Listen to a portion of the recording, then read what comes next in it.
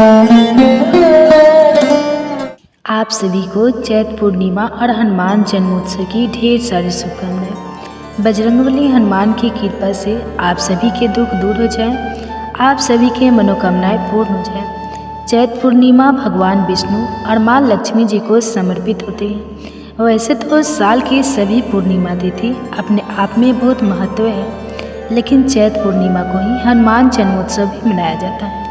आज की इस वीडियो में आप रसपान करेंगे हनुमान जन्मोत्सव की कथा और चैत्र पूर्णिमा के दिन सुनी जाने वाली कथाओं का। उम्मीद है आज की यह कथा आपको पसंद आएगी। पुरानी कथा के अनुसार द्वापर युग में एक बार यशोदा जी ने भगवान श्री कृष्ण से कहा, हे कृष्ण, तुम तो सारे संसार की रचयिता और पालनहार हो।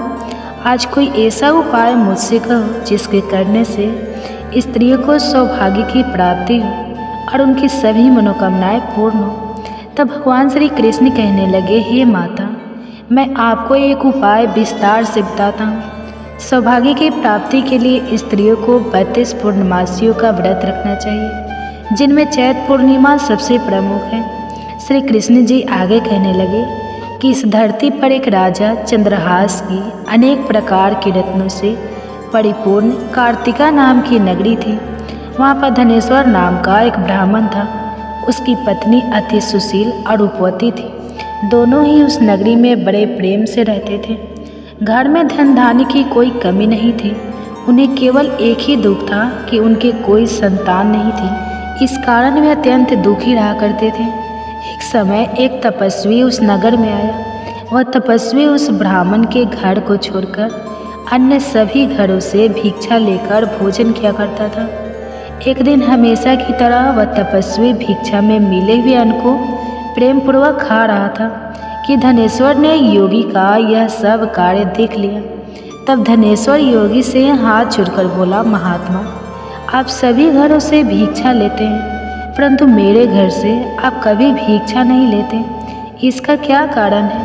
तब योगी ने कहा कि निसंतान के घर की भीख पतियों के अन्न के समान होती है, और जो पति तो अर्थात पापियों का अन्न खाता है वो खुद भी पापी हो जाता है। क्योंकि तुम निसंतान हो, इसलिए पतित हो जाने के भय से मैं तुम्हारे घर की भिक्षा नहीं लेता हूँ। धनेश्वर यह बात सुनकर मन में बहुत दुखी हुआ और हाथ जोड़कर योगी के पैरों में गिर पड़ा और कहने लगा, हे महाराज, अगर ऐसा है तो आप ही मुझे पुत्र प्राप्ति का कोई उपाय बताइए। आप तो स्वर्ग हैं, मुझ पर अवश्य ही कृपा करें। मैं पुत्र ना होने के कारण अत्यंत दुखी हूँ। आप मेरे इस दुख को दूर करें। आप तो सामर्थ्यवान हैं। यह सुनकर योगी महाराज कहने लगे, हे ब्राह्मण, तो तुम चंडी की आराधना करो। घर आकर उसने अपनी पत्नी से सारा वृतांत कहा और खुद तपस्या करने के लिए वन में चला गया। वन में जाकर उसने चंडी की उपासना आरंभ की और उपवास किया। देवी चंडी ने सवे दिन उसको स्वप्न में दर्शन दिया और कहा, हे धनेश्वर, जा, तेरे पुत्र होगा, परंतु वह 16 वर्ष की आयु में ही मृत्यु को प्राप्त हो जाएगा। अगर तुम दोनों पति पत्नी 32 पूर्णमासियों का व्रत विधि पूर्वक करोगे तब वह दीर्घायु होगा। प्रातःकाल होने पर इस स्थान के पास ही तुम्हें आम का एक वृक्ष दिखाई देगा। उस पर चढ़कर एक फल तोड़कर शीघ्र ही तुम अपने घर ले चले जाना और अपनी पत्नी को खिलाना। ऋतु स्नान के बाद वह स्वच्छ होकर श्री शंकर जी का ध्यान करके उस फल को खा लेगी। तब भगवान शंकर की कृपा से उसे गर्भ ठहर जाएगा। जब वह ब्राह्मण प्रातः काल उठा तो उसने उस स्थान के पास ही एक आम का वृक्ष देखा, जिस पर एक अत्यंत सुंदर आम का फल लगा हुआ था। धनेश्वर वृक्ष पर चढ़ गया और उसने उस अति सुंदर आम के फल को देखा और जल्दी से उस फल को तोड़कर अपनी पत्नी को लाकर दे दिया। उसकी पत्नी ने अपने पति के कहे अनुसार ही उस फल को खा लिया और कुछ ही दिनों में वह गर्भवती हो गई। देवी की असीम कृपा से कुछ ही समय बाद उसे एक अत्यंत सुंदर पुत्र उत्पन्न हुआ, जिसका नाम उन्होंने देवी दास रखा। माता पिता के हर्ष के साथ ही अब वह बालक बढ़ने लगा। देवी की कृपा से वह बालक बहुत ही सुंदर, सुशील और पढ़ने में बहुत ही निपुण हो गया। देवी चंडी की आज्ञा अनुसार उसकी माता ने 32 पूर्णमासी का व्रत रखना आरंभ कर दिया, जिससे उसका पुत्र बड़ी आयु वाला हो गया। 16 वर्ष लगते ही देवीदास के माता पिता को चिंता हुई कि कहीं उनके पुत्र की इस वर्ष मृत्यु ना हो जाए। इसलिए उन्होंने अपने मन में विचार किया कि अगर यह दुर्घटना उनके सामने हो गई तो वे कैसे सहन कर सकेंगे। इसलिए उन्होंने देवीदास के मामा को बुलाया और कहा, हमारी इच्छा है कि देवीदास 1 वर्ष तक काशी में जाकर विद्या अध्ययन करें, साथ में तुम भी चले जाओ और 1 वर्ष के बाद इसको वापस लौट कर ले आना। सारा प्रबंध करके उसके माता पिता ने काशी जाने के लिए देवीदास को एक घोड़े पर बैठाकर उसके मामा को उसके साथ भेज दिया। धनेश्वर ने पत्नी सहित अपने पुत्र के मंगल कामना और दीर्घायु के लिए भगवती दुर्गा की आराधना और पूर्णमासियों का व्रत रखना आरंभ कर दिया। इस प्रकार 32 पूर्णमासी का व्रत पूरा किया। कुछ समय के बाद मामा और भांजा रास्ते में रात बिताने के लिए किसी गांव में ठहरे। उसी गांव में ठहरे हुए थे। उस दिन उस गांव में एक ब्राह्मण की विवाह होने वाला था। जिस धर्मशाला के अंदर वर और उसकी बरात ठहरी हुई थी, उसी धर्मशाला में देवीदास और उसके मामा भी ठहरे हुए थे। संयोगवश कन्या को तेल आदि चढ़ाकर मंडप आदि का काम किया गया। तब लगन के समय वर को धर्मार्थ हो गया। इसलिए वर के पिता ने अपने परिवारजनों से परामर्श करके निश्चय किया कि यह देवीदास मेरे पुत्र जैसा ही सुंदर है, मैं इसके साथ ही लगन करा दूं और विवाद में विवाह के अन्य कार्य मेरे पुत्र के साथ हो जाएंगे। ऐसा सोचकर देवीदास के मामा से जाकर वह बोला कि तुम थोड़ी देर के लिए अपने भांजे को हमें दे दो, जिससे विवाह के लगन का सारा काम सुचारू रूप से हो सके। तब उसका मामा कहने लगा कि जो कुछ भी मधु का आदि कन्यादान के समय वर को मिले वह सब हमें दे दिया जाए, तो मेरा भांजा इस बारात का दूल्हा बन जाएगा। यह बात वर के पिता ने स्वीकार कर लेने पर उसने अपना भांजा वर बनने को भेज दिया और उसके साथ सब विवाह कार्य रात्रि में विधि पूर्वक संपन्न हो गए। पत्नी के साथ वह भोजन नहीं कर सका और अपने मन में सोचने लगा कि ना जाने यह कैसी स्त्री होगी। वह एकांत में इसी सोच में पड़ गया और उसकी आंखों में आंसू भी आ गए। तब वधू ने पूछा कि क्या बात है, आप इतने दुखी क्यों हैं। तब उसने वह सारी बातें जो वर के पिता और उसके मामा के बीच में हुई थी वधू को बतला दिया गया। तब वह कन्या कहने लगी, यह ब्रह्मा विवाह के विपरीत हो कैसे हो सकता है। देव ब्राह्मण और अग्नि के सामने मैंने तो आपको ही अपना पति बनाया है, इसलिए मेरे लिए तो आप ही मेरे पति हैं और मैं आपकी ही पत्नी रहूँगी, किसी अन्य की पत्नी मैं नहीं बन सकती। तब देवीदास ने कहा, ऐसा मत कीजिए, क्योंकि मेरी आयु बहुत थोड़ी है। मेरी मृत्यु के बाद आपका क्या होगा, इन बातों को अच्छी तरह से विचार। परंतु वह कन्या दृष्ट विचारों वाली थी। कहने लगी, स्वामी, जो आपकी गति होगी वही मेरी भी होगी, इसलिए आप उठिए और भोजन कीजिए, आप निश्चय ही भूखे होंगे। इसके बाद देवीदास और उसकी पत्नी दोनों ने भोजन किया। प्रातःकाल होते ही देवीदास ने अपनी पत्नी को 3 नगों से जरी एक अंगूठी दी, एक रुमाल दिया और बोला, हे प्रिय, इसे लो और संकेत समझकर शांत हो जाओ। अगर मैं जीवित रहा तो अवश्य वापस आऊँगा, नहीं तो समझ लेना मेरी मृत्यु हो गई। मैं यह समझाकर वह चला गया। प्रातःकाल होते ही वहाँ पर गाजे बाजे बजने लगे और जिस समय विवाह के कार्य समाप्त करने के लिए वर तथा सभी बाराती मंडप में आए तो कन्या ने वर को भली प्रकार से देखकर अपने पिता से कहा कि पिताजी, यह मेरा पति नहीं है, मेरा पति वही है जिसके साथ रात्रि में मेरा विवाह हुआ था। इसके साथ तो मेरा विवाह नहीं हुआ। अगर यह वही है तो बताए कि इसने मुझे रात में क्या दिया था। मधु पढ़कर कन्यादान के समय जो आभूषण मैंने दिए थे उन्हें दिखाए और रात में मैंने क्या गुप्त बातें कही थी वह सब सुनाए। पिता ने उसे कहे अनुसार वर को बुलवाया। कन्या की यह सब बातें सुनकर वह कहने लगा कि मैं कुछ नहीं जानता। इसके बाद होकर वह चला गया। साथ ही सारी बारात भी अपमानित होकर वहाँ से लौट गई। इस प्रकार देवीदास काशी चला गया।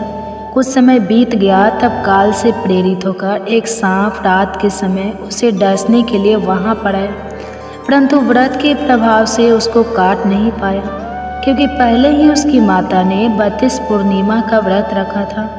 इसके बाद मध्याह्न के समय स्वयं काल वहां पर आया और उसके शरीर से उसके प्राणों को निकालने का प्रयास करने लगा, जिससे वह मूर्छित होकर धरती पर गिर पड़ा।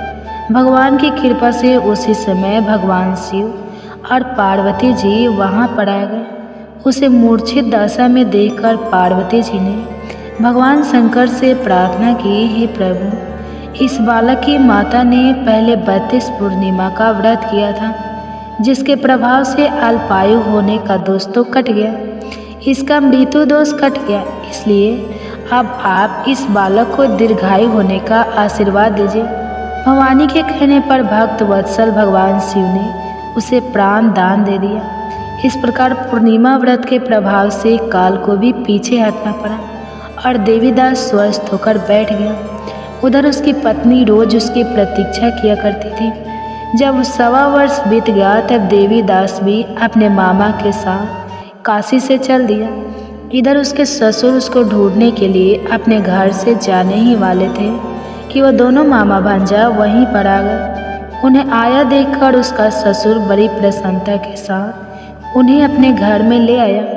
फिर बाद में खूब धन के साथ अपनी पुत्री को उसके साथ विदा कर दिया। भगवान श्री कृष्ण इस प्रकार कहने लगे कि माता, इस प्रकार धनेश्वर 32 पूर्णिमा के व्रत के प्रभाव से पुत्रवान हो गया। जो भी स्त्रियां पूर्णिमा के इस व्रत को रखती हैं, वे जन्म जन्मांतर में वैधव्य का दुख नहीं भोगती, सदैव सौभाग्यवती रहती हैं। यह मेरा वचन है, इसमें कोई संदेह नहीं।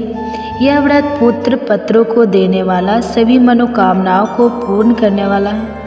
32 पूर्णिमा के व्रत करने से वृत्ति की सब इच्छाएं भगवान शंकर शिव की कृपा से पूर्ण हो जाती हैं। तो यह थी चैत्र पूर्णिमा की कथा। अब सुनिए हनुमान जन्मोत्सव की कथा। पौराणिक कथाओं के अनुसार बजरंगबली हनुमान को भगवान शिव का 11वां रुद्र अवतार कहा जाता है और वे प्रभु श्री राम के अनन्य भक्त हैं। इस दिन हनुमान जी ने वानर जाति में जन्म लिया। हनुमान जी एक ऐसे देवता हैं जो त्रेता युग से लेकर आज तक सबसे शीघ्र प्रसन्न होने वाले और प्रकट देवता माने जाते हैं। मान्यता है कि जहाँ कहीं भी श्री राम कथा होती है, वहाँ पर हनुमान जी किसी न किसी रूप में उपस्थित रहते हैं।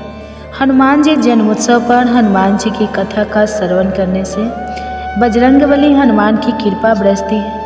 इनकी माता का नाम अंजना और पिता का नाम वानर राज केसरी है।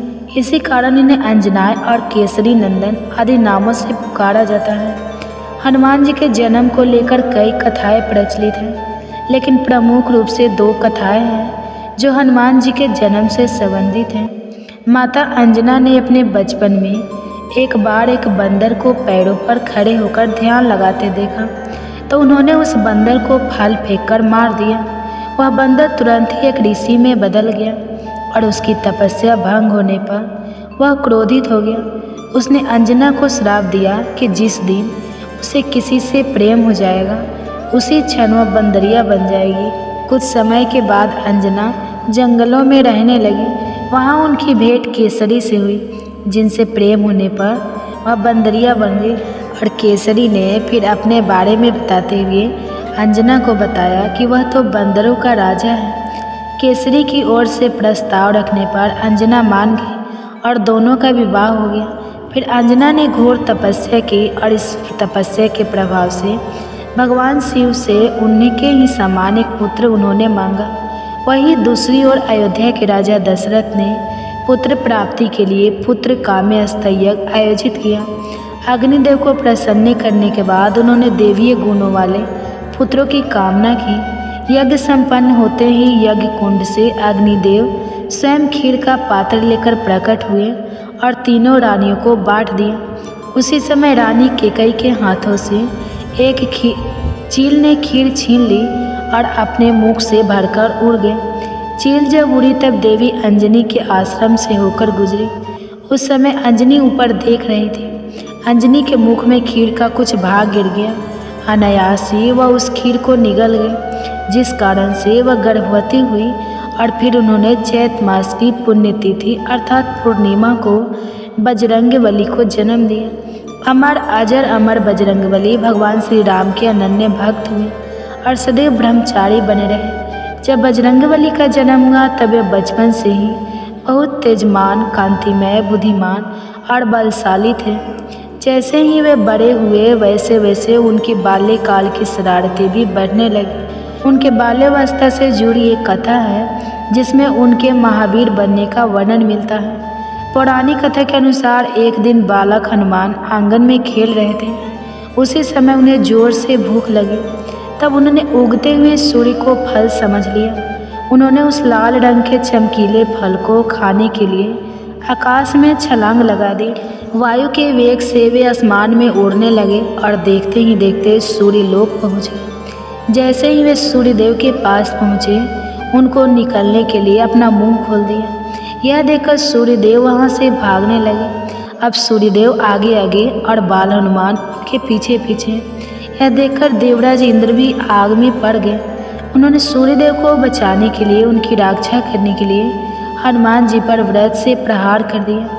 इसके परिणाम स्वरूप बाल हनुमान पृथ्वी पर गिर पड़े। इस बात का पता जब पवन देव को हुआ तो वे क्रोधित हो गए, दुखी भी हो गए, क्योंकि हनुमान जी पवन पुत्र भी है। शोकाकुल पवन देव मूर्छित हनुमान जी को लेकर एक गुफा में चले गए और वहां पर उनकी मूर्छा टूटने की प्रतीक्षा करने लगे। उधर वायुदेव के ना होने के कारण पशु पक्षी मनुष्य सब त्राही त्राही करने लगे। संपूर्ण पृथ्वी पर हाहाकार मच गया। उधर इंद्रदेव को भी पता चल चुका था कि जिस बालक को उन्होंने प्रहार किया था वह कोई सामान्य बालक नहीं बल्कि रुद्रावतार हनुमान है। तब वायुदेव के दुख को दूर करने और पृथ्वी पर वायु के संकट को दूर करने के लिए त्रिदेव के साथ सभी प्रमुख देवता उस गुफा में प्रकट हुए। वहाँ पर सभी देवों के रुद्रावतार हनुमान जी के बारे में पता चला। ब्रह्मा विष्णु महेश समेत सभी देवताओं ने फिर हनुमान जी को अपनी दिव्य शक्तियों से सुसज्जित कर दिया। सूर्यदेव ने हनुमान जी को शिक्षा देने का दायित्व लिया। बाद में वे हनुमान जी के गुरु बने। इस प्रकार सभी देवी देवताओं और शक्तियाँ मिलने से पवन पुत्र महावीर हनुमान बन गए, जो अपने प्रभु भगवान श्री राम के संकट मोचन कर रहे। तो प्रेम से बोलिए बजरंगबली हनुमान की जय। तो यह थी चैत पूर्णिमा के दिन सुनी जाने वाली 2 पौराणिक कथाएं। अगर आपको यह कथाएं पसंद आई हो तो प्लीज़ वीडियो को लाइक करिएगा और हमारे चैनल को सब्सक्राइब जरूर कीजिएगा। एक गर्भ कथा। अगर वीडियो अच्छी लगेगी तो वीडियो को लाइक कीजिएगा और चैनल पे नए हैं तो चैनल को सब्सक्राइब कर लीजिएगा और कमेंट्स में हरे कृष्णा राधे राधे जरूर लिखिएगा। और हो सके तो ज़्यादा से ज़्यादा आप अपने फैमिली फ्रेंड के साथ शेयर भी कीजिएगा।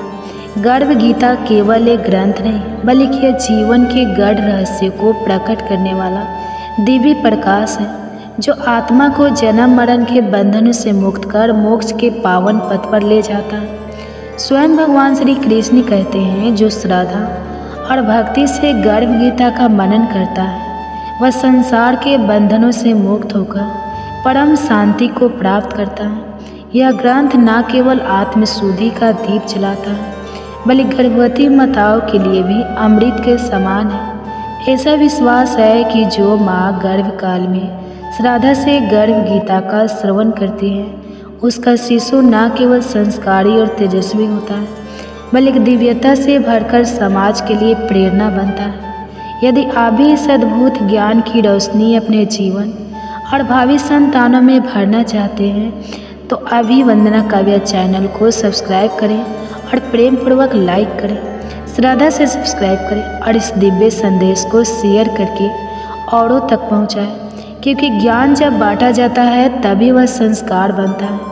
श्री कृष्ण अर्जुन से कहते हैं, जब कोई आत्मा माँ के गर्भ में आती है तो वह मांस, मज्जा और रक्त से घिरी होती है। 6ठे महीने तक जब उसका शरीर विकसित होने लगता है तब उसे असहनीय पीड़ा का अनुभव होता है। उस अंधकार में संकुचित और पीड़ादायक स्थान में वह आत्मा कड़ा उठती है और ईश्वर से विनती करती है, हे प्रभु कौन सा पाप किया था मैंने जो मुझे फिर से इस अंधेरे गर्भ में आना।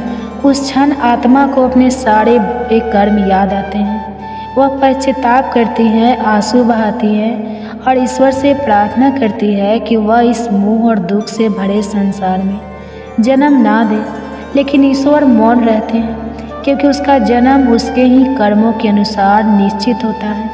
श्री कृष्ण कहते हैं, गर्भ की पीड़ा मृत्यु लोक से भी अधिक होती है। यह वह आग है जिसमें आत्मा अपने ही कर्मों की तपन से झुलसती है। वह आत्मा संकल्प करती है कि जन्म के बाद वह सच्चा जीवन जिएगी, ईश्वर का स्मरण करेगी, पुण्य कर्म करेगी। लेकिन जैसे जैसे जन्म समीप आता है वह सब कुछ भूलने लगती है और जन्म लेते ही सब भुला दिया जाता है। फिर से वही मोह, वही माया, वही भटकाव और पुनः जीवन कर्मों के उसी चक्रव्यूह में उलझ जाता है। गर्भ गीता में उस दिव्य सत्य का स्मरण कराती है जिसे आत्मा ने गर्भ में अनुभव किया था। एक बार फिर उस प्रकाश की ओर लौटने के लिए जहाँ से हम आए थे और जहाँ हमें लौटना है। गर्भ गीता केवल एक शास्त्र नहीं बल्कि मानव जीवन का दर्पण है। यह हमें यह समझने में सहायता करता है कि हमारे कर्म ही हमारे भविष्य की नींव है। यह ग्रंथ न केवल हमें आत्मज्ञान की ओर ले जाता है बल्कि हमारे जीवन को सच्चे अर्थों में सार्थक और प्रकाशमय बनाता है। गर्भ संस्कार की भक्ति और प्रभाव हमारे प्राचीन ग्रंथों में बार बार दर्शाए गए हैं। महाभारत में वीर अभिमन्यु इसका अनुपम उदाहरण है। जब अर्जुन सुभद्रा को युद्ध की एक जटिल रचना चक्रव्यूह को भेदने की विधि समझा रहे थे, तब गर्भ स्थित अभिमन्यु ने वह सवाल ध्यान पूर्वक सुना और वही ज्ञान, वह दिव्य श्रवण भविष्य में क्षेत्र के रणभूमि में उसकी शक्ति बनकर प्रकट हुई। इसी प्रकार मार्कंडेय पुराण में सती मदालसा का वर्णन आता है। एक ऐसी दिव्य माता जो अपने गर्भस्थ शिशु को ज्ञान, विवेक और वैराग्य के संस्कारों से पोषित करती थी। वे अपनी संतान के गुण, स्वभाव और चरित्र को उसी समय गढ़ देती थी जब वह केवल गर्भ में था। उनकी गोद में जन्म लेने वाला हर शिशु मुनियों जैसा शांत, ज्ञानी और सत्य पाठ का अनुयायी होता। गर्भ गीता और ऐसे दिव्य उदाहरण हमें यह सिखाते हैं कि गर्भ केवल जीवन की शुरुआत नहीं बल्कि आत्मा के संस्कारों का बीजारोपण है। यदि हम इस पावन ज्ञान को अपनाएं तो आने वाली पीढ़ियां न केवल संस्कारी होगी बल्कि समाज और संसार के लिए एक दिव्य प्रकाश बनेगी। विष्णु पुराण में प्रहलाद का उल्लेख आता है जो राक्षस कुल में जन्मे, लेकिन उनकी माता गर्भावस्था के दौरान देवर्षि नारद के आश्रम में रही और विष्णु भक्ति का श्रवण किया। परिणाम स्वरूप प्रहलाद जन्म से ही विष्णु के परम भक्त बन गए और अधर्म के विरुद्ध खड़े हुए। गर्भ गीता के प्रारंभ में अर्जुन भगवान से यही प्रश्न करते हैं कि आत्मा का बार बार जन्म क्यों होता है, इस जीवन में उसके कर्तव्य क्या है, किन पाप कर्मों के कारण वह अनेक दुख भोगता है और किन पुण्य कर्मों से वह जीवन में सुख प्राप्त करता है, अथवा कौन सा मार्ग है जिससे वह मोक्ष को प्राप्त करता है। अर्थात वह आत्मा का भगवान में लीन होकर जन्म मरण के बंधनों से मुक्त होती है। लेकिन जिन्हें मुक्ति नहीं मिलती उन्हें विभिन्न योनियों में जन्म लेकर अपने पूर्व जन्मों के अच्छे बुरे कर्मों का फल भोगना पड़ता है। भगवान श्री कृष्ण मंद मुस्कान के साथ कहते हैं, हे अर्जुन, सच्चा भक्त वह नहीं जो केवल शब्दों में मेरा नाम लेता है बल्कि वह है जो अपने हृदय में संपन्न की ज्योति प्रज्वलित करता है, जो अपने कर्मों को मेरी भक्ति में अर्पित करता है, जो मोह और अहंकार से मुक्त होकर प्रेम और सेवा के मार्ग पर चलता है। वही मेरा सच्चा भक्त है जो मुझे केवल मंदिरों में नहीं बल्कि प्रत्येक जीव में देखता है, जो किसी को अपने से ना ऊंचा मानता है ना नीचा, जो निंदा और प्रशंसा से परे रहता है, वही वास्तव में मेरे चरणों का अधिकारी है। श्री कृष्ण की इन वाणी से अर्जुन के हृदय में भक्ति की लहरें उमड़ पड़ी। उसने श्रद्धा से सिर नवाया और निवेदन किया, हे माधव, फिर यह संसार अज्ञान में क्यों भटकता है, क्यों यह मोह माया में उलझता, इतना दुख सहता है। श्री कृष्ण बोले, हे पार्थ, यह संसार मोह का जाल है मनुष्य अपने ही कर्मों में उलझकर जन्म और मरण के चक्र में फंस जाता है। जिसे वह सुख मानता है वही अंतर दुख का कारण बनता है। जिस दिन यह समझ जाएगा कि ना कुछ उसका था और ना कुछ उसका रहेगा, बस वही क्षण उसके मोक्ष की ओर पहला कदम होगा। श्री कृष्ण के इन वचनों ने अर्जुन के अंतःकरण को शुद्ध कर दिया। वह समझ गया कि संसार में सच्ची शांति केवल ईश्वर की शरण में जाकर अहंकार और माया का त्याग करने से ही संभव है।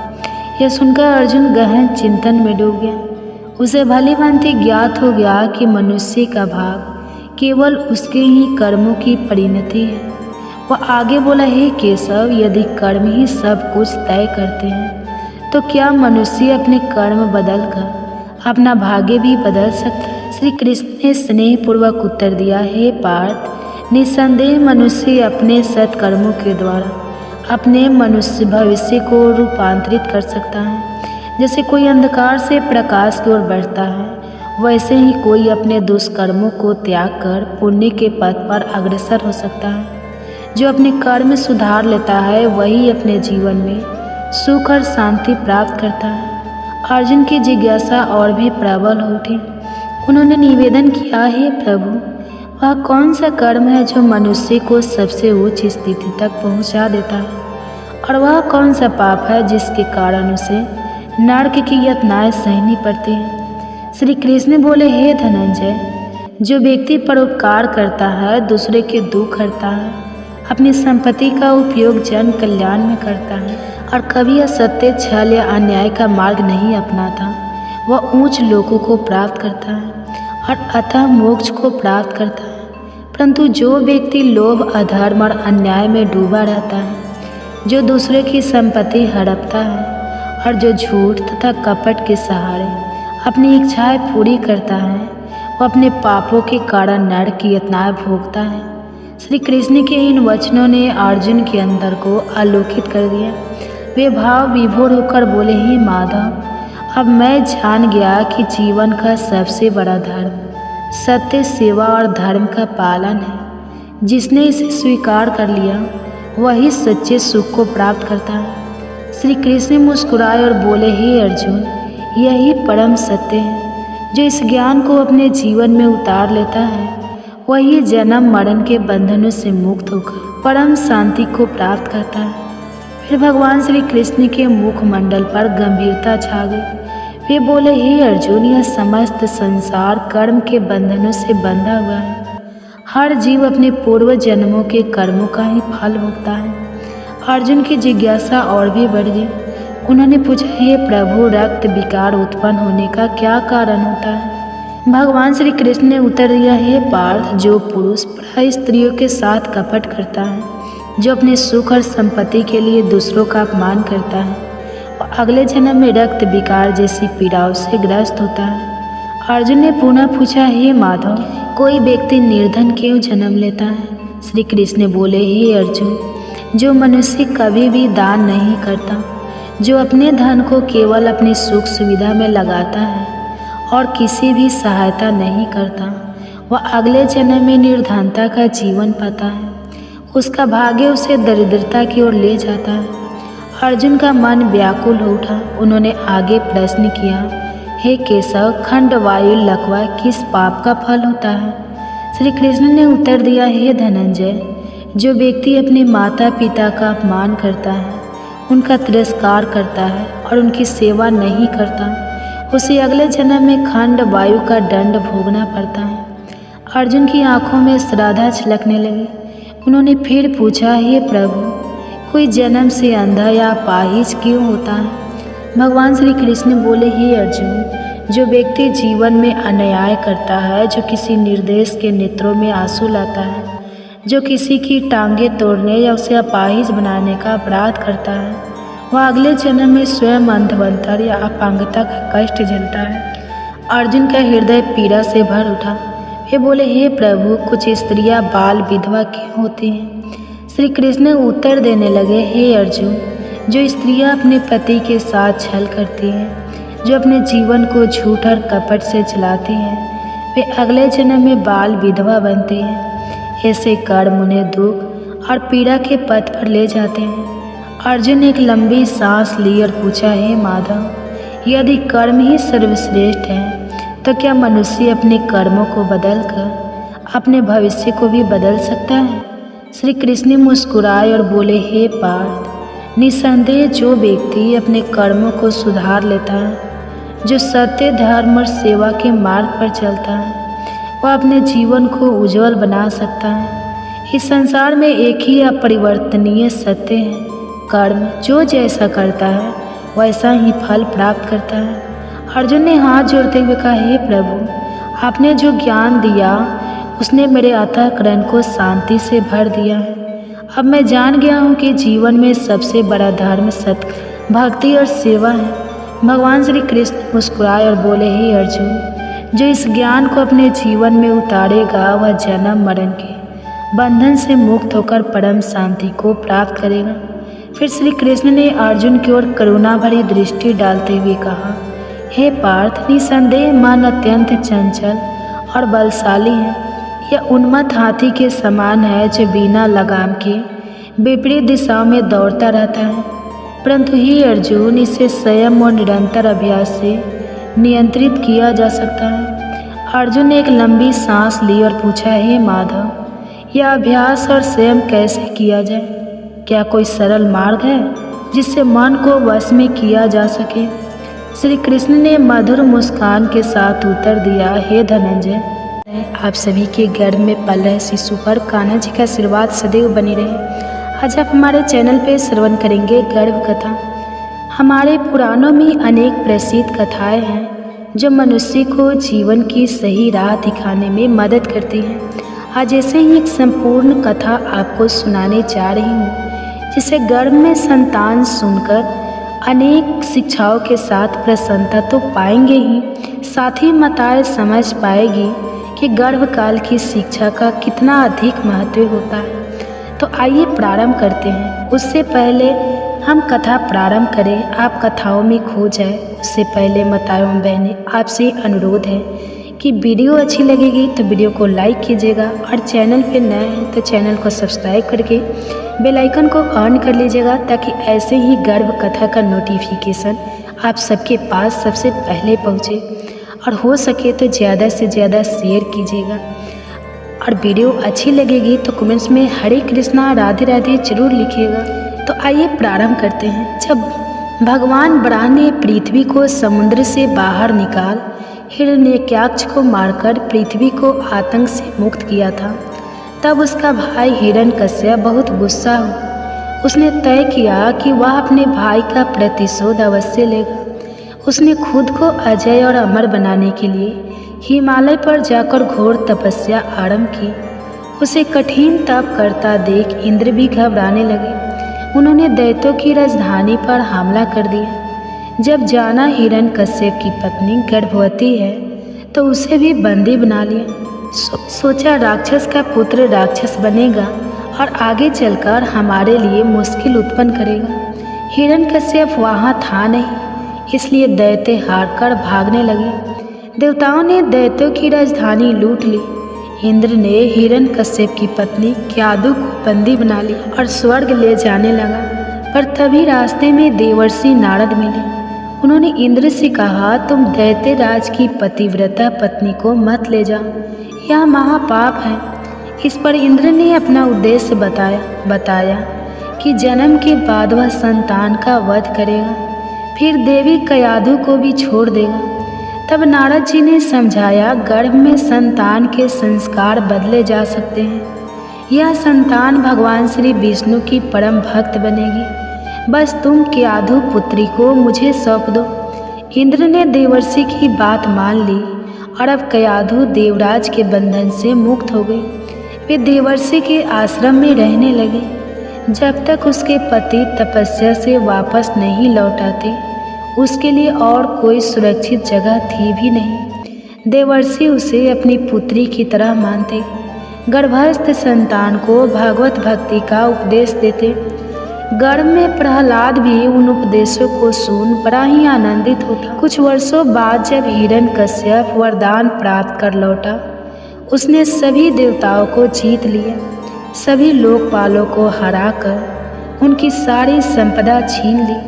भगवान से उसे विरोध था, इसलिए ऋषियों को परेशान करता यज्ञ रोक दिए, धर्म के खिलाफ खड़ा हो गया। सब तरह सिर्फ उसे ही भगवान के समान पूजने की आज्ञा थी। इधर पुत्र प्रहलाद और पत्नी भी अब उसके पास लौट आए थे।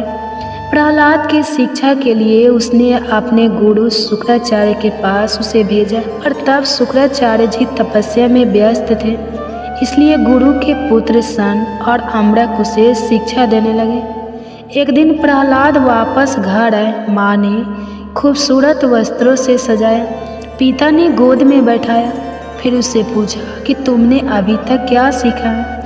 तब प्रहलाद उत्तर देते हैं, पिताजी, सभी लोग संसार में मोहित रहकर उद्विग्न रहते हैं। मेरा मानना है कि हमें अंतःकरण में श्री हरि की शरण लेनी चाहिए। हिरण्यकश्यप जोर से हंस पड़ा। उसे लगा कोई दुश्मन उनके पुत्र प्रहलाद को यह ज्ञान सिखा रहा है। उन्होंने अपने गुरु के पुत्रों से कहा, तुम्हें प्रहलाद को सुधारना होगा, उसे दैत्य कुल के उचित आदर्श, धर्म और काम की शिक्षा दो। गुरु के पुत्र ने प्रहलाद को अपने पास बुलाया और पूछा, तुमने यह अज्ञान कहाँ से सीखा? प्रहलाद मुस्कुराते हुए कहा, गुरुदेव, इस दुनिया में हम भगवान की माया के चक्कर में बह रहे हैं। भगवान दयालु होते हैं। जब वह किसी पर अपनी दया बरसाते हैं तो वह इंसान के मन में बस जाते हैं। मेरे मन को उनकी अनंत कृपा ने उन परम पुरुष की ओर खींच लिया है। मेरे गुरु ने मेरे साथ बहुत मेहनत की है, मुझे ज्ञान का सही मार्ग दिखाया है। उन्हीं ने मुझे सच्ची शिक्षा दी है। उन्हीं ने मुझे अर्थशास्त्र, दंड नीति और राजनीति के बारे में भी सिखाया है। मैं अपने गुरु की शिक्षा को ध्यान से सीखता था। उनके मन में विद्या के प्रति सच्ची आस्था थी।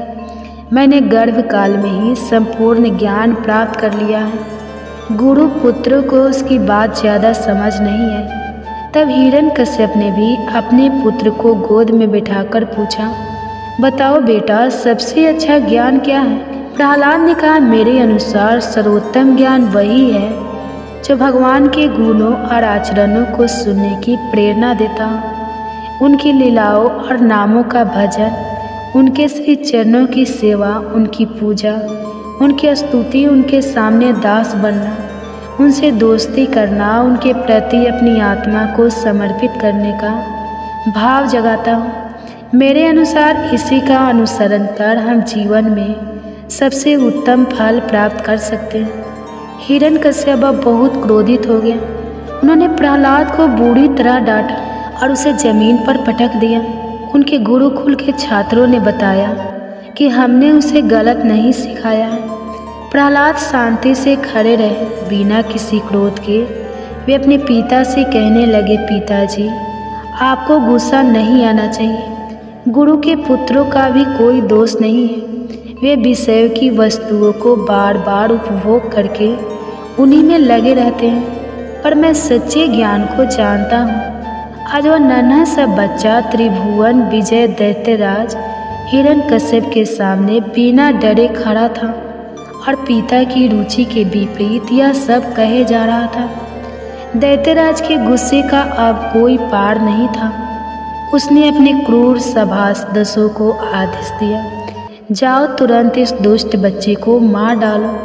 दैत्य बच्चे पर हमला करने के लिए तलवार, त्रिशूल, अन्य शास्त्रों को लेकर चिल्लाते हुए उस बालक पर टूट पड़े, पर प्रहलाद निर्भय खड़े रहे। उन्हें सब जगह उन्हें दयालु प्रभु ही दिखाई देते थे। उन्हें किसी का भी डर नहीं था। असुरों ने बड़े ताकतवर अस्त्र शस्त्रों से बार बार हमला किया, लेकिन प्रहलाद को खरोच तक नहीं आई। उसके शरीर को छूते ही हथियार टुकड़े टुकड़े हो जाते। हिरण्यकश्यप को बहुत हैरानी हुई। उसने तय कर लिया कि वह प्रहलाद को अब जिंदा नहीं छोड़ेगा। वह कई तरह के उपाय करने लगा। एक बार हाथी के सामने प्रहलाद को डाल दिया, लेकिन हाथी ने प्रहलाद को प्यार से अपनी सूंड से उठा लिया। फिर प्रहलाद को उसने एक कटोरी में बंद कर दिया, जहाँ भयंकर सर्पों को छोड़ दिया। लेकिन यह सर्प प्रहलाद के पास पहुंचकर केचुए की तरह सीधे हो गए। जब जंगली सिंह के सामने उसे छोड़ा गया तो वह पालतू कुत्ते की तरह उसके सामने पूंछ हिलाता हुआ बैठ गया। जब प्रहलाद को खाने के लिए उग्रवस्त्र दिया गया तो उसका भी उस पर कोई प्रभाव नहीं हुआ। विष पेट में जाकर अमृत बन गया। अनेक दिनों तक उसे भोजन नहीं दिया गया, जल की एक बूंद नहीं मिली, फिर भी प्रहलाद के स्वास्थ्य पर कोई असर नहीं हुआ। वे तो दिन पर दिन और भी मजबूत दिखाई दे रहे थे। उन्हें ऊंचे पर्वत से गिराया गया, पत्थरों के साथ बांधकर समुद्र में फेंक दिया गया, पर हर बार वे भगवान का नाम गुणगान करते हुए वापस लौटे। इतना सब होने पर हिरण्यकश्यप की बहन होलिका ने कहा, भैया मैंने तप करके एक विशेष वस्त्र पाए हैं। वे वस्त्र अग्नि में नहीं जलते, इसलिए मैं उन वस्त्रों को पहनकर प्रहलाद की गोद में लेकर अग्नि में बैठ जाऊंगी। तब देखते ही कौन सी माया उसे बचा पाएगी। हिरण्यकश्यप को प्रस्ताव पसंद आया और ऐसे ही व्यवस्था की गई, परंतु भगवान की लीला यहाँ भी सबने देखी। होलिका का वस्त्र उड़ गया और वह जलकर खाक हो गई। वही प्रहलाद का बाल भी बांका नहीं हुआ। उसने पुनः अपने पिता को समझाया, भगवान से नफरत करना बंद करो, भगवान नाम का प्रभाव देखो कि अग्नि भी मुझे शीतल लगती है। अभी भगवान श्री हरि का नाम लो और संसार के सारे तपों से मुक्त हो जाओ। राक्षस राजा हिरण्यकश्यप के साथ कई राक्षसों ने उसे माया के साथ डराने के अनेक प्रयोग किए, लेकिन प्रहलाद के सामने माया की भी एक नहीं चलती। जैसे ही वे अपनी आंखें उठाते, मायावी दृश्य समाप्त हो जाते। हिरण्यकश्यप अति क्रोध में भरकर प्रहलाद को सभा में बुलाते हैं और गुस्से में पूछते हैं, कहाँ है तेरा भगवान? क्या तुम इसे खंबे में भी देखते हो? तब प्रहलाद ने कहा, हाँ पिताजी, मैं उन्हें यहाँ भी देखता हूँ। तब क्रोध में सिंहासन से उठकर उसने बड़े जोर से खंबे को एक घूंसा मारा। उस खंबे में से एक महाभयंकर दहाड़ उठी, जैसे सारा ब्रह्मांड फट गया हो। सभी लोग भयभीत हो गए। हिरण्यकश्यप भी इधर उधर देखने लगा। उसने देखा खंभा बीच से फट गया है और वहाँ से मनुष्य के शरीर और सिंह के मुख की अद्भुत भयंकर आकृति प्रकट हो रही है। भगवान नरसिंह बहुत तेजी से आगे बढ़ रहे थे और वे गरजने लगे। उन्होंने दैत्य राजा हिरण्यकश्यप को पकड़ लिया और जिस दैत्य राज के पास वरदान था कि वह किसी भी घर के अंदर या बाहर, दिन में न रात में, धरती पर या आसमान में किसी भी प्राणी, किसी भी हथियार, किसी भी मनुष्य, पशु, किसी भी जीवित निर्जीव प्राणी से नहीं मरेगा। किसी भी अस्त्र शस्त्र का प्रभाव उस पर नहीं होगा। उसे भगवान ने अपनी जंघ पर रखकर अपने नाखूनों से उसका पेट फाड़ दिया। दैत्यराज हिरण्यकश्यप का अंत हुआ, लेकिन भगवान नरसिंह का क्रोध अभी शांत नहीं हुआ। वे बार बार गरज रहे थे। इसके बाद ब्रह्मा, शंकर और अन्य देवता उनकी स्तुति करने लगे। माँ लक्ष्मी भी भगवान के विकराल क्रोधित रूप को देखकर बहुत डर गई। उनकी हिम्मत नहीं हुई कि वह उनके पास जाए। आखिर ब्रह्मा जी ने प्रहलाद को भगवान नरसिंह को शांत करने के लिए इशारा किया।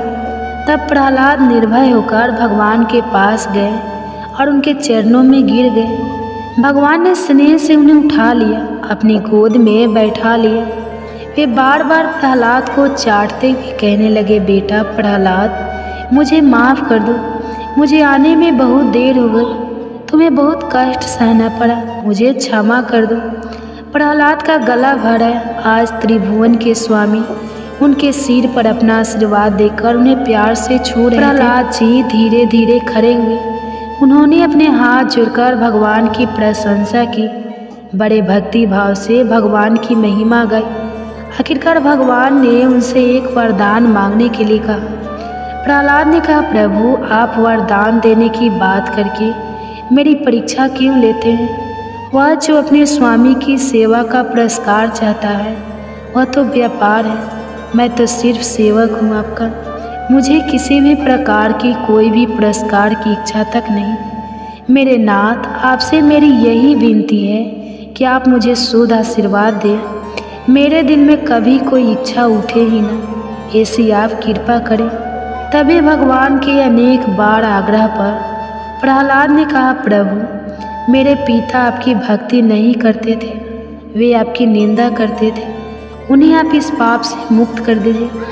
तब भगवान ने कहा, प्रहलाद, जिस परिवार में मेरा भक्त होता है वह पूरे परिवार को पवित्र बना देता है। उनकी 21 पीढ़ियाँ मुक्त हो जाती हैं। मेरे भक्त का जन्म होने वाले स्थान को धन्य माना जाता है।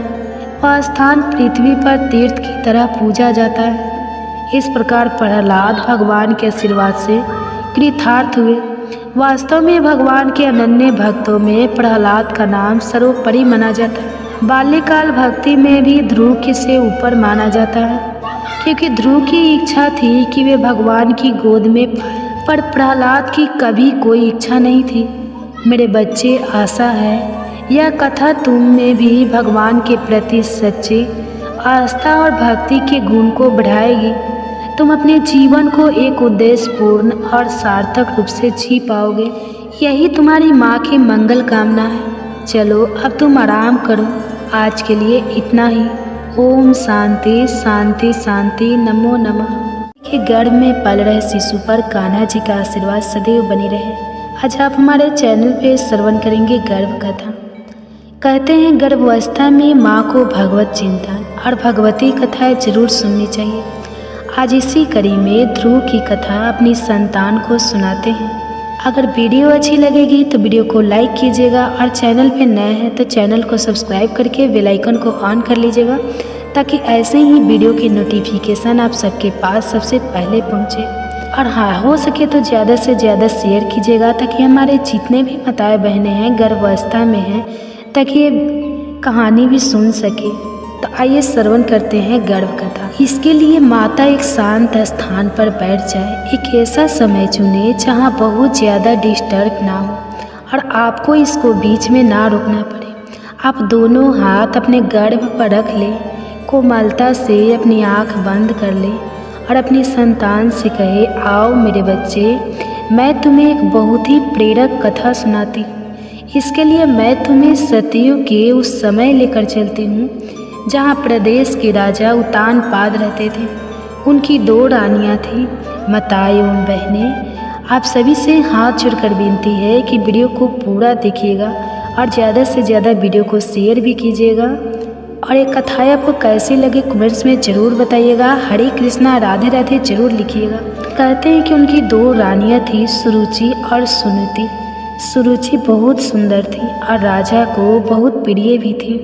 उसके पास सुख सुविधाओं की कोई कमी नहीं थी। इसलिए सुरुचि रानी का पुत्र उत्तम भी अपने पिता राजा उत्तानपाद का दुलारा था। राजमहल के बाहरी हिस्से में दूसरी रानी सुनीति रहती थी। उनका स्वभाव महापुरुषों जैसा था। वह धर्म मार्ग पर चलती, सभी के प्रति दया, प्रेम, करुणा का भाव रखती और ऐसा ही आचरण देख उनका पुत्र ध्रुव बड़ा हो रहा था। एक दिन सुबह का समय था। सुबह की लाली धीरे धीरे जाकर भगवान सूर्य का प्रकाश पूरे प्रदेश को प्रकाशित कर रहा था। सभी बच्चे घर के बाहर अपने मित्रों के साथ विभिन्न खेल खेल रहे थे। भीतर राज दरबार सजा हुआ था। राजा उत्तानपाद अपनी प्रिय रानी सुरुचि के साथ सिंहासन पर बैठे थे। वे अपनी गोद में बैठे पुत्र उत्तम को दुलार रहे थे। उसी समय खेलते खेलते ध्रुव भी महल में प्रवेश करता है। पिता को देख उसका मन भी ललचाया। वह अपने पिता की गोद में बैठने के लिए, उनका प्यार पाने के लिए ललायित हो गया। वह भी अपने पिता के पास पहुंचा। उसने अपना हाथ राजा के पैरों पर रखा ही था। वह बैठने का प्रयास कर ही रहा था। राजा भी अपने दूसरे पुत्र को दुलार दे, उससे पूर्व ही सुरुचि रानी ने उसका हाथ जोर से झटक दिया। रानी बड़े क्रोध से बोली, तुम अपने पिता की गोद में बैठने लायक नहीं हो, तुम अभागी हो। तुम्हें पूरे जीवन पुण्य करने होंगे ताकि तुम अपना भाग्य बदल पाओ और मेरी कोख से जन्म लेने का सौभाग्य पाओ। तभी तुम पिता का प्रेम और दुलार पा सकते हो। राजा उत्तानपाद को थोड़ा बुरा लगा, पर वे अपनी प्रिय रानी के विरुद्ध जाने का साहस नहीं कर सकते थे। ध्रुव नन्हा सा बालक अपनी सौतेली माँ की बातें ठीक से तो नहीं समझ पा रहा था, पर वह इतना समझ चुका था कि सबके सम्मुख उसका अपमान हो रहा है और उसमें उसके पिता भी उसका साथ नहीं दे रहे। इसलिए रोता बिलखता माँ माँ पुकारता ध्रुव राजमहल के बाहर चला जाता है। पूजा कक्ष में बैठी रानी सुनती अपने पुत्र की आवाज़ सुनकर कांप गई। वह बाहर भागते हुए गई और अपने बच्चे को सीने से लगा लिया। मन ही मन किसी अप्रिय घटना का सोचकर उसका हृदय भर रहा था। वह धीरे से ध्रुव के दुख का कारण पूछती है। माँ, पिताजी मुझसे बिल्कुल प्यार नहीं करते। वे मुझे अपनी गोद में भी नहीं बिठाते। वे सिर्फ उत्तम को प्यार करते हैं।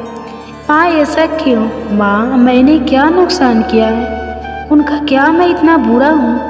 माँ, मैं इतना बुरा हूँ? सुनीति ऐसा नहीं कहते बेटा। सुनीति सब समझती थी। फिर उस नन्हे से बालक को कैसे समझाती, क्या बताती कि क्यों उनके पिता ने उन्हें और ध्रुव को इस प्रकार का जीवन दिया है। सुनीति स्थिति को समझते हुए अपने बेटे को कहती है, मेरे बच्चे, तुम्हारे लिए पिता से श्रेष्ठ गोद और उच्च सिंहासन सुरक्षित रखा गया है। तुम्हें संसार के सबसे बड़े राजा की गोद में बैठना है। इस तरह कहकर अपने मंदिर में विराजित भगवान नारायण की तस्वीर दिखाती है। उनकी गोद, भगवान की गोद ध्रुव की आंखों में चमकती, पर वह अभी सिर्फ 6 साल का नन्हा बालक था। माँ के उत्सुक स्वर में पूछता है, माँ, मैं उन तक कैसे पहुँचूँ? कैसे मैं उनकी गोद में बैठूँगा?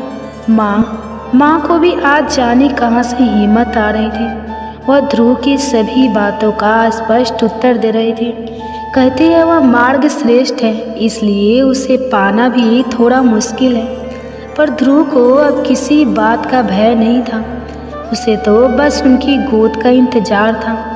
वो अपनी माँ से पूछता है, माँ, अब आप जल्दी बताओ, वह मैं कैसे पा सकता हूँ? माँ ने ध्रुव को गोद में उठाकर कहती है, बेटा, उसके लिए कठिन तपस्या करनी होगी। एकांत में रहकर सिर्फ उनका नाम जपना होगा। बस फिर क्या था। ध्रुव तुरंत गोद से उतरा, अपनी माँ के चरण स्पर्श करते हैं कहता है, माँ, मैं आज से ही अपनी तपस्या शुरू करूँगा। मैं एकाग्रता से नाम जपकर नारायण की गोद में बैठूँगा। माँ, मैं उनकी गोद में बैठकर सबसे पहले तुझे पुकारूँगा। माँ, तू देखना, तेरा बेटा भी सौभाग्यशाली है। वह ब्रह्मांड के राजा की गोद में बैठेगा। माँ कुछ समझ पाती इससे पहले ध्रुव जंगल की ओर जाने लगा। माँ एकदम बिलख पड़ी, भागते हुए ध्रुव के रास्ते में आकर खड़ी हो गई। जिस नन्हे से बच्चे ने राजमहल के बाहर आज तक कदम भी नहीं रखा था, वह जंगल अकेला कैसे जिएगा? क्या यह भी कोई उम्र है उसके जंगल जाने की? रानी फूट फूट कर रोने लगी। ध्रुव नहीं रुका, अपनी माँ को समझाते हुए कहता है, माँ, नारायण को पाना आसान नहीं है।